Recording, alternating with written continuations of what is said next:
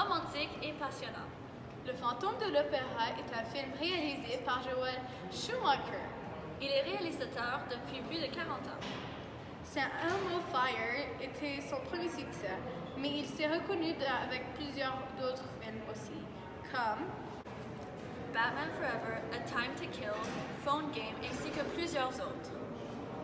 L'adaptation au cinéma du roman français a gagné plus de 7 prix internationaux, incluant la meilleure œuvre cinématographique de San Diego Film Critics Society Awards en 2004. L'histoire se déroule dans l'Opéra populaire de Paris où une orpheline nommée Christine se fait adopter par Madame Giry, gardienne des boîtes de l'opéra. Un ange de musique entraîne la jeune fille tous les soirs pour qu'elle se distingue sur scène. Au cours de son entraînement, le fantôme de l'opéra, alias l'ange de musique, tombe amoureux d'elle. Un soir, après la première grande entrée de Christine dans l'opéra, il la kidnappe et l'amène dans les catacombes de l'opéra. De plus, il menace toutes les personnes importantes du théâtre ainsi que le futur fiancé de Christine pour assurer sa carrière.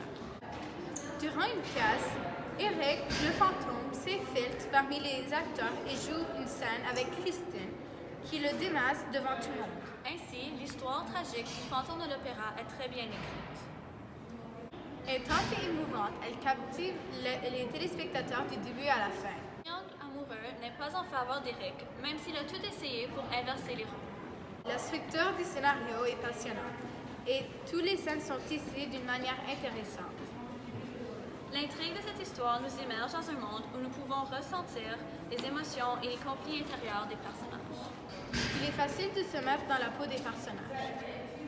De plus, les acteurs ont donné tellement de vie dans le film. De l'incarnation des personnalités jusqu'à vivre les émotions ressenties.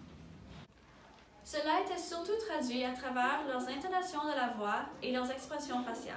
Les spectateurs peuvent saisir des profonds détails et être envirés par ce qu'ils voient. C'est incroyable de voir le montant de passion qui transparaissait dans chacun de leurs gestes. De même, les chansons ajoutent un élément féerique aux scènes les plus touchantes et l'on peut vraiment se perdre dans la beauté du moment. Les costumes et les ornements reflètent parfaitement les habits des gens de l'opéra de l'époque.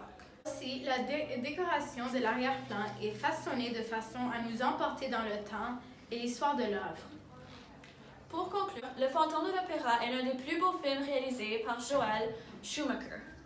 Monsieur Schumacher a réussi à inclure toute la fougue du roman français dans son adaptation cinématographique. Le script rend l'histoire attachante tout en conservant un brin de mystère qui nous reste collé à l'écran. Les acteurs choisis pour jouer dans ce film surprenant ont joué leur rôle à merveille. Cette œuvre d'art est bien représentée dans ce film qui est adapté pour les jeunes et les vieux de plus de 13 ans. Pour ce film, nous donnons 4 étoiles.